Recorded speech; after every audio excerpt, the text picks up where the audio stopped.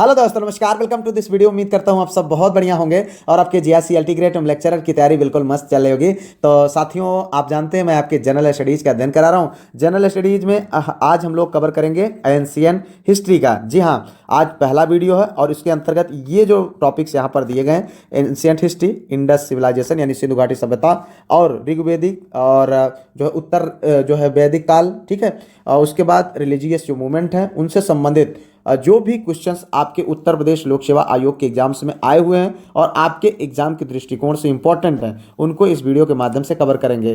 साथियों, आप जानते हैं ये वीडियो नियमित तौर पर शाम को 7 बजे हमारे इसी यूट्यूब चैनल पर प्राप्त होती है। आपने देखा अभी जो एग्जाम्स 4 हुए हैं उसमें उत्तर प्रदेश लोक सेवा आयोग के इन क्वेश्चंस का कितना बड़ा इंपॉर्टेंट रोल रहा। आपने देखा मैथ्स हो, हिंदी हो, इनमें जो है 22 23 क्वेश्चन जो मैंने सॉल्व कराया है, ये PYQs उनसे क्वेश्चन पूछे गए हैं, ठीक है। इसके अतिरिक्त आपका संस्कृत और विज्ञान की बात करें तो वहां भी 15-17 क्वेश्चन आप लोगों को इन PYQs से देखने को मिले हैं। तो ये आपके लिए बहुत इंपॉर्टेंट है साथियों। साथ ही साथ मैं जो क्वेश्चंस डिस्कस करता हूं, सॉल्व कराता हूं, उससे संबंधित जो भी इंपॉर्टेंट फैक्ट होते हैं उनको भी डिस्कस करता हूं, जो आपके एग्जाम के दृष्टिकोण से बहुत ज़्यादा इंपॉर्टेंट है। बट अगर आप उनको नहीं लिखेंगे तो सब भूल जाएगा, और लिखेंगे तो आपका बहुत समय जाएगा। तो यहाँ पर एक छोटा सा फीस पे करके आप इस ग्रुप में जुड़ सकते हैं, जहां पर जो कुछ भी पढ़ाता हूँ वो सब कुछ लिखा हुआ PDF के फॉर्म में मैं भेज देता हूं। इसके अतिरिक्त जो मैं पूरे सप्ताह पढ़ाता हूं, संडे को टेस्ट हो जाता है, जिससे आपकी कंसिस्टेंसी मेंटेन होती है। और लास्ट संडे को जो टेस्ट हुआ था उसमें बहुत सारे साथियों ने बहुत अच्छा स्कोर किया था।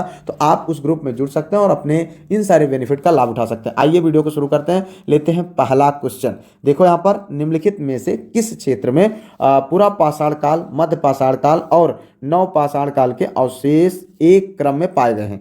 कश्मीर घाटी, कृष्णा घाटी, बेलन घाटी, गोदावरी घाटी।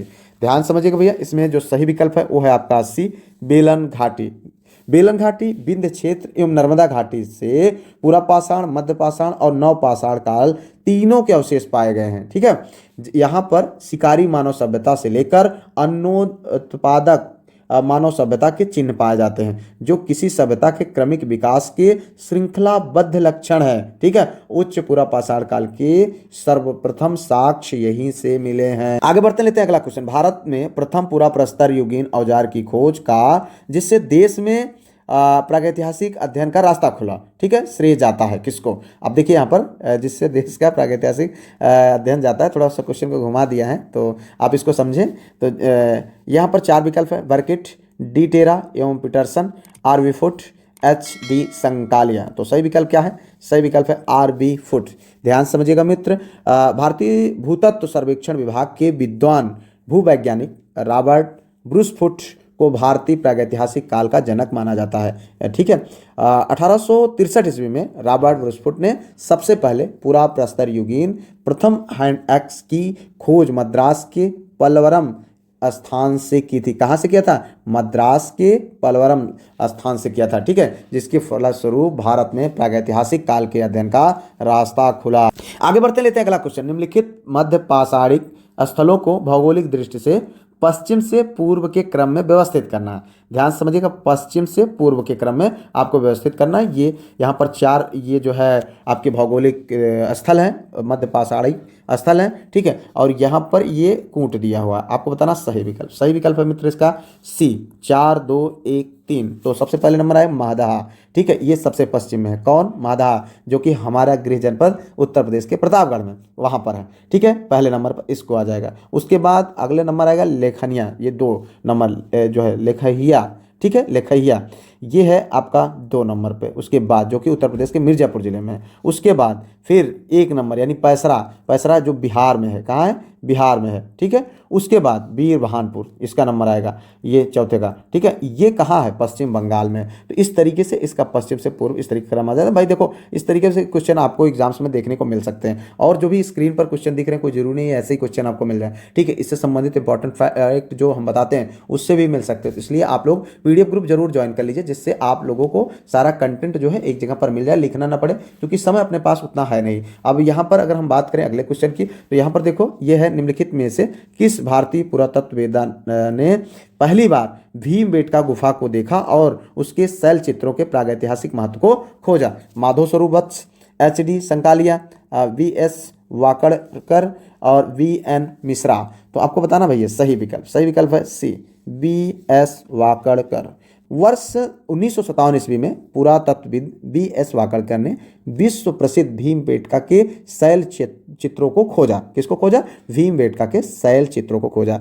यहाँ से संपूर्ण प्रागैतिहासिक काल के मानव आवास के साक्ष्य मिले हैं। यहाँ से प्राप्त लगभग 700 गुफा आश्रयों में से 475 में शैल चित्र देखे जा सकते हैं। यहाँ चित्रों का निर्माण उच्च पूर्व पाषाण काल में प्रारंभ हुआ, लेकिन सर्वाधिक संख्या में मध्य पाषाण काल के चित्र मिलते हैं। ठीक है, भारत के भीमबेटका शिलाश्रय से ही सर्वाधिक चित्र पाए गए हैं। भीमबेटका के अतिरिक्त मिर्जापुर, पंचमढ़ी व सुंदरगढ़ से भी शैल चित्र प्राप्त किए गए हैं। आगे बढ़ते लेते हैं अगला क्वेश्चन। एक ही कब्र में 3 मानव कंकाल निकले हैं, कहाँ से? बताना है आपको।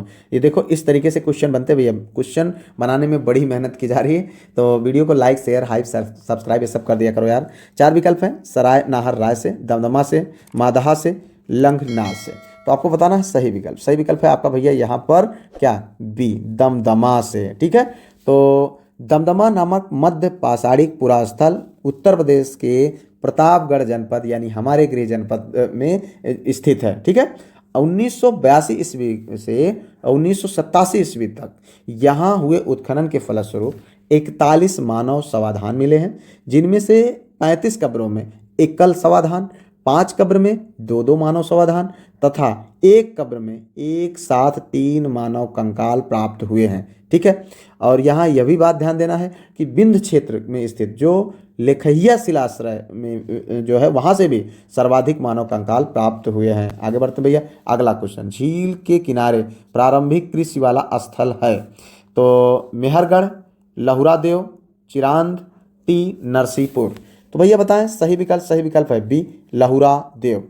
तो उत्तर प्रदेश के संत कबीर नगर में स्थित लहुरादेव वखीरा झील के किनारे स्थित प्रारंभिक कृषि वाला स्थल, यहाँ से चावल की कृषि का प्राचीनतम साक्ष्य मिला है, जिसकी कालावधि 8000 से 9000 ईस्वी पूर्व है। ठीक है, लहुरादेव से गोलाकार फर्श, स्तंभगर्त एवं चूल्हों का भी प्रमाण मिलता है। ठीक है, आगे बढ़ते भैया अगला क्वेश्चन। राख के टीले किस क्षेत्र की नवपाषाणिक संस्कृति से संबंधित है? तो पूर्वी भारत, दक्षिण भारत, उत्तरी विंध्य क्षेत्र, कश्मीर घाटी। तो आपको बताना भैया सही विकल्प। सही विकल्प है आपका बी, दक्षिण भारत। दक्षिण भारत में स्थिर जो है ग्राम जीवन की आधार रेखा नवपाषाण कालीन संस्कृति से प्राप्त होती है। ठीक है, खेती की फसलों में बाजरे और चने का अवशेष मिला। अगर मवेशियों की बात करें तो मवेशियों में भेड़ बकरियों के विस्तृत अवशेष तथा अन्य पशुओं की अस्थियां मिली हैं, जिनमें अर्थव्यवस्था में पालतू पशुओं के महत्व का संकेत मिलता है। ठीक है, इस संस्कृति के लोग अपने मवेशियों को संभवतः प्रत्येक वर्ष की किसी कलाविधि में अपने घरों के बाहर बांध देते थे। जिस इलाके में मवेशी रखे जाते थे उनमें लकड़ी के डंडों की बाड़ लगा दी जाती थी। ठीक है, बाड़ के भीतर जो गोबर एकत्र होता था उसे प्रतिवर्ष बाड़ के डंडों के साथ ही जला दिया जाता था। यह जलाने का कार्य संभव पोंगल समारोह के आसपास किया जाता था, जो मकर संक्रांति को पड़ता है। प्रतिवर्ष इस प्रक्रिया की लगातार पुनरावृत्ति का परिणाम यह हुआ कि जिस जगह यह होली जलाई जाती थी वहां राख का एक टीला बन गया, और दक्षिण भारतीय पुरातत्व में इन टीलों को भस्म टीला यानी एस माउंट्स कहा जाता है। ऐसा ही राख का ढेर कर्नाटक के पिलखीहल एवं संकन कल्लू से मिला हुआ है। ठीक है, तो इस तरीके से इतना आपको जानना चाहिए। आगे बढ़ते भैया अगला क्वेश्चन। निम्नलिखित में से किस स्थान पर नवपाषाण स्तर पर गेहूं एवं जौ की खेती के सर्वप्रथम प्रमाण मिले हैं? तो रंगपुर, लोथल, मेहरगढ़, कोलडिहवा। क्या है? कोलडिहवा। तो यहाँ पर भैया सही विकल्प है सी, मेहरगढ़। ठीक है, सिंध और बलूचिस्तान की सीमा पर कच्ची का मैदान में जो है बोलन नदी के किनारे मेहरगढ़ नामक स्थल से कृषि का पहला स्पष्ट साक्ष्य प्राप्त हुआ। इस स्थल का उत्खनन 1974 ईस्वी से प्राप्त हुआ। लगभग ईसा पूर्व 7000 के आसपास में कृषिजन्य गेहूं और जौ की विभिन्न किस्में प्राप्त हुई है। मेहरगढ़ से पाषाण काल संस्कृति से लेकर हड़प्पा सभ्यता तक के सांस्कृतिक अवशेष प्राप्त हुए हैं। नवीनतम शोधों के अनुसार भारतीय उपमहाद्वीप में कृषि का प्राचीनतम साक्ष्य उत्तर प्रदेश के संत कबीर नगर जिले में स्थित लहुरा देव से प्राप्त। कहाँ से? लहुरा देव से, जहाँ से 9000 ईसा पूर्व से 8000 ईसा पूर्व के मध्य चावल के साक्ष्य प्राप्त हैं। ठीक है, इस तरीके से। और अगर हम बात करें यदि मेहरगढ़ और लहुरा देव दोनों विकल्प में आपको मिले तो लहुरा देव उचित विकल्प होगा। ठीक है, आगे बढ़ते हैं भैया। अगला क्वेश्चन यहाँ पर देखो, उस स्थल का नाम बताइए जहाँ से प्राचीनतम अस्थायी जीवन के प्रमाण मिले हैं। तो यह है धौलावीरा, किले गुल मोहम्मद, कालीबंगा, मेहरगढ़। तो भैया देखो सही विकल्प आपका है डी, मेहरगढ़।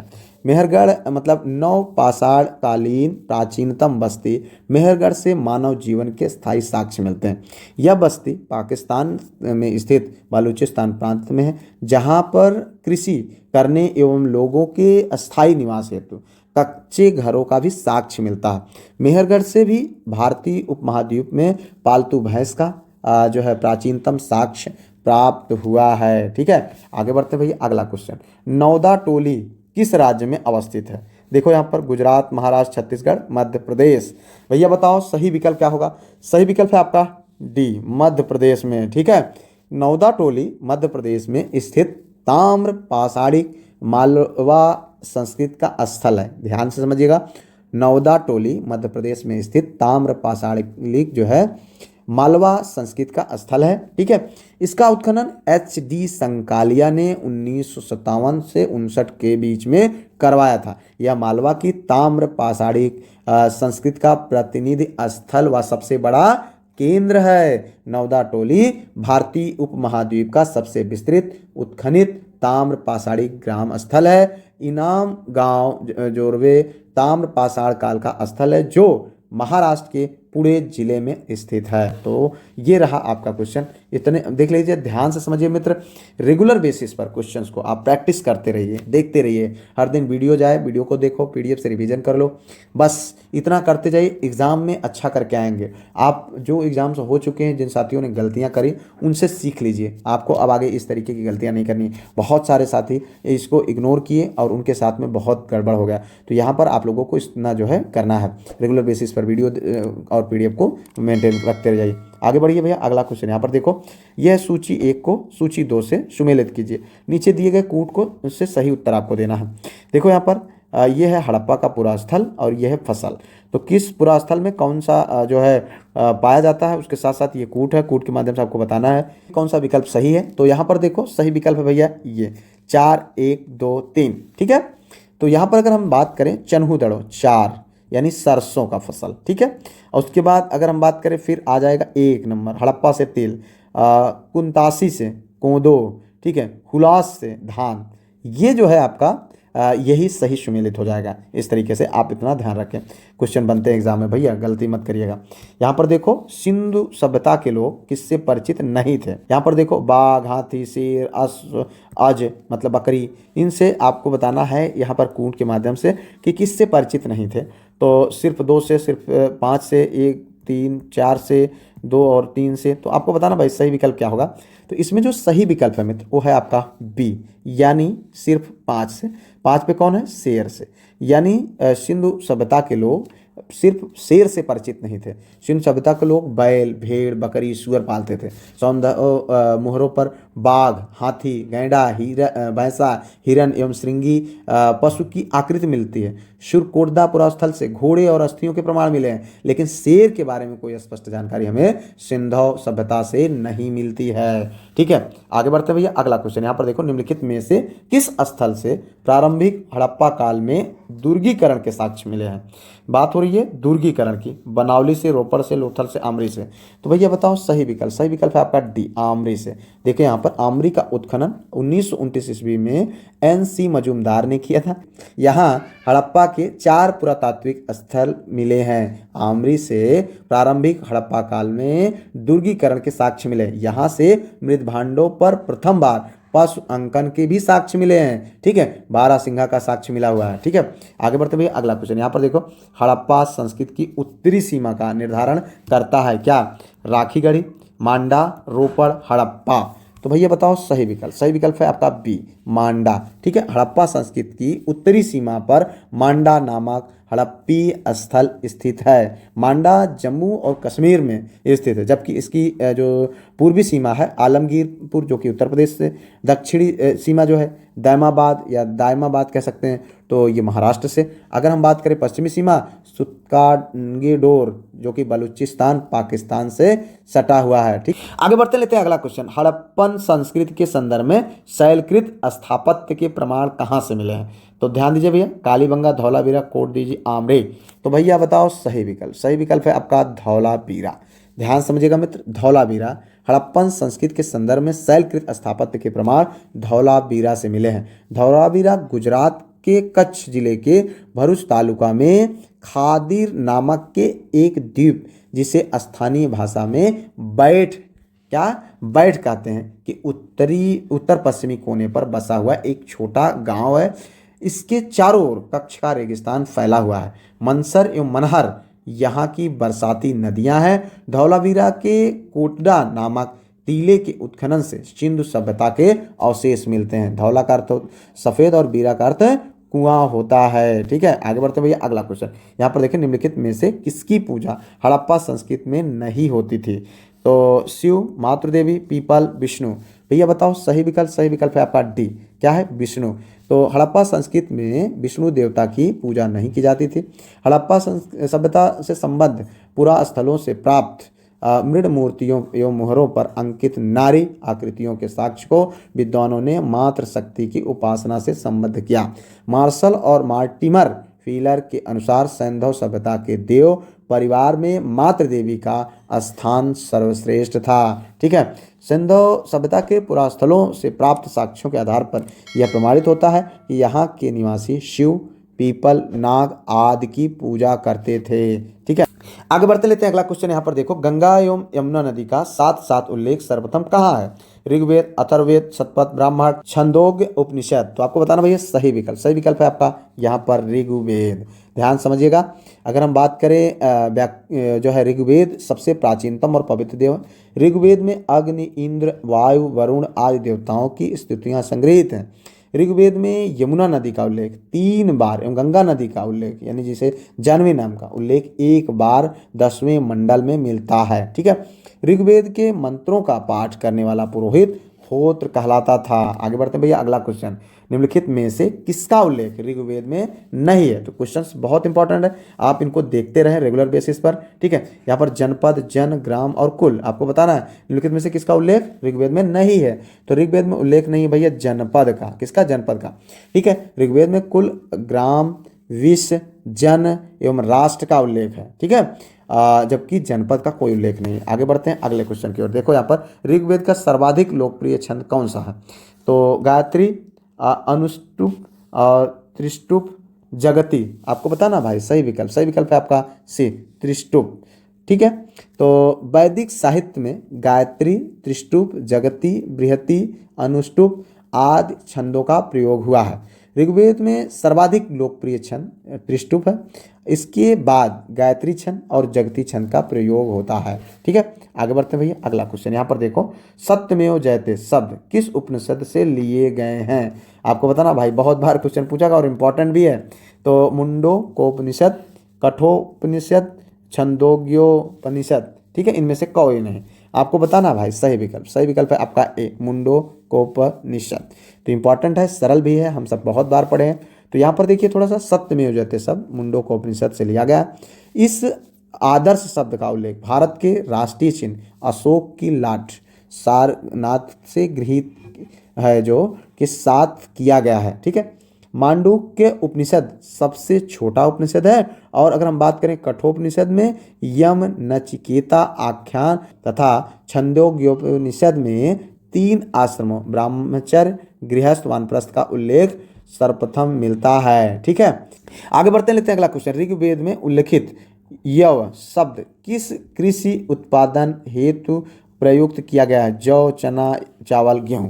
भाई देखो इस तरीके से भी क्वेश्चन बनते हैं भाई, पूछा गया है तो घबराए नहीं, इनको देखते रहें एक बार, आप तैयार हो जाएगा। ठीक है, तो ये सही विकल्प है भैया जौ। प्राचीनता की जहाँ बात आती है, जौ का इंपॉर्टेंट रोल हो जाता है। कृषि वैदिक काल के आर्यों का व्यवसाय था। ठीक है, कृषि की बात करें हम तो वैदिक काल में आर्यों का व्यवसाय था। शतपथ ब्राह्मण में कृषि की चारों जो क्रियाओं जुताई, बुआई, कटाई और मड़ाई का उल्लेख है। ठीक है, काठक संहिता में 24 बैलों द्वारा खींचे जाने वाले हलों का उल्लेख मिलता है। ठीक है, अगर हम बात करें व्रीहि, उसको धान बोला जाता है। यव यानी जौ, माड़ यानी उड़द, और मुगद जिसे मूंग, ठीक है, और गोधूम, गेहूं को क्या बोलते थे, गोधूम, और मसूर आज अनाजों का वर्णन यजुर्वेद में मिलता है। ठीक है, आगे बढ़ते लेते हैं अगला क्वेश्चन भैया। देखो, यज्ञीय कर्मकांड का निरीक्षण निम्नलिखित में से किस पुरोहित का कार्य था? तो यहाँ पर है अर्धवाई, ब्रह्मा, होता, उद्गाता। तो भाई बताओ सही विकल्प है बी, ब्रह्मा। ठीक है, वैदिक संहिताओं के अंतर्गत 4 वेद का वर्णन किया गया। देखो भाई, पूछा गया क्वेश्चन, कोई जरूरी नहीं ऐसे भी बन जाएंगे, तो ये भी पूछा जा सकता है, तो इसलिए थोड़ा सा पढ़ लीजिए। ठीक है, ऋग, साम, यजुर्वेद, इनकी ज्ञाता पुरोहित को भी अलग अलग संज्ञा दी जाती थी। ऋग्वेद के पुरोहित को होता, सामवेद के ज्ञाता जो पुरोहित होता था उसको उद्गाता, यजुर्वेद के पुरोहित को अर्ध्याय, अथर्ववेद के ज्ञाता को ब्रह्मा कहा जाता था। अथर्ववेद में अनेक मायावादी शक्तियों एवं उनके बचाव का वर्णन है। ठीक है, यज्ञ संपादन का निरीक्षण अथर्ववेद का पुरोहित ब्रह्मा ही करता था, ताकि किसी भी प्रकार की मायावी शक्तियां यज्ञ में व्यवधान उत्पन्न ना कर सकें। आगे बढ़ते हैं भैया, अगला क्वेश्चन यहाँ पर देखते हैं। वैदिक काल में अस्पृश्यता का आधार था, क्या था? अशुद्धता, व्यवसाय, गरीबी, उपर्युक्त में से कोई नहीं। तो आपको बताना भाई सही विकल्प है बी, व्यवसाय। तो ऋग्वैदिक समाज जो है 4 भक्तों में विभक्त था, वर्ण जिसे ब्राह्मण, क्षत्रिय, वैश्य और शूद्र थे। यह विभाजन व्यवसाय के आधार पर था। ऋग्वेद के 10वें मंडल के पुरुष सूक्त में चतुर्वर्णों का उल्लेख मिलता है। आगे बढ़ते हैं भैया, अगला क्वेश्चन। प्राचीन समय में निम्नलिखित ब्राह्मण परिवारों में से किस परिवार ने समसामयिक शासकों को पराजित किया था और अपना प्रभुत्व जो है स्थापित किया? तो अंगिरस और अत्रि, भृगु और पुलस। ठीक है, तो आपको बताना भाई सही विकल्प है सी, भृगु। ठीक है, प्राचीन काल में भृगुवंशी ब्राह्मण परिवार ने समसामयिक शासकों को पराजित किया। ठीक है, पौराणिक मान्यता के अनुसार महर्षि भृगु के पौत्र एवं ऋषि जमदाग्नि के पुत्र महर्षि परशुराम ने क्षत्रिय शासक सहस्त्रार्जुन को पराजित किया। पौराणिक मान्यताओं के अनुसार महर्षि परशुराम ने 21 बार पृथ्वी को क्षत्रिय विहीन कर समस्त भूमि ब्राह्मणों को दान दे दिया था। ठीक है, आगे बढ़ते हैं भैया, अगला क्वेश्चन। निम्नलिखित में से कौन सा एक वेदांग नहीं है? तो यह है कल्प, निरुक्त, स्मृत, शिक्षा। भाई बताओ सही विकल्प है आपका स्मृत। ठीक है, वेदों को सही ढंग से समझने के लिए वेदांगों की रचना हुई है। वेदांग की संख्या 6 है, शिक्षा, कल्प, व्याकरण, निरुक्त, छंद एवं ज्योतिष। ठीक है, स्मृत वेदांग के अंतर्गत नहीं आते हैं, ये वेदांग का अंग नहीं है। आगे बढ़ते लेते हैं अगला क्वेश्चन। जैन धर्म के संस्थापक हैं आर्य, सुधर्मा, महावीर स्वामी, पार्श्वनाथ, ऋषभ देव।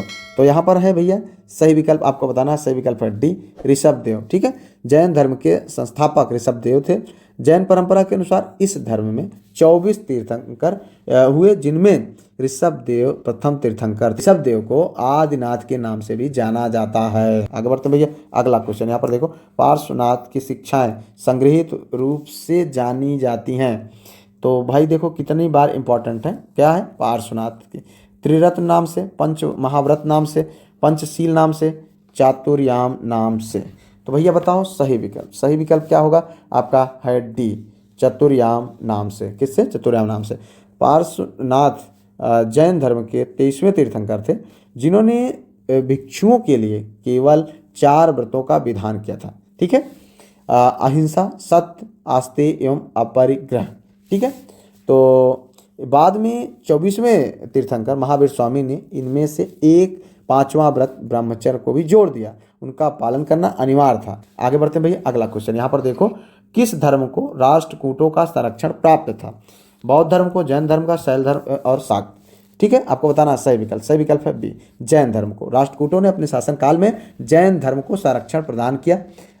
उन्होंने हिंदू धर्म के अतिरिक्त जैन धर्म को अपना राज धर्म बनाया अमोघ वर्ष प्रथम, इंद्र चतुर्थ, कृष्ण द्वितीय तथा इंद्र तृतीय जैन धर्म के समर्थक थे। अमोघ वर्ष के प्रथम के राज दरबार में प्रसिद्ध जैन विद्वान तथा आदि पुराण के लेखक जिनसेन निवास करते थे।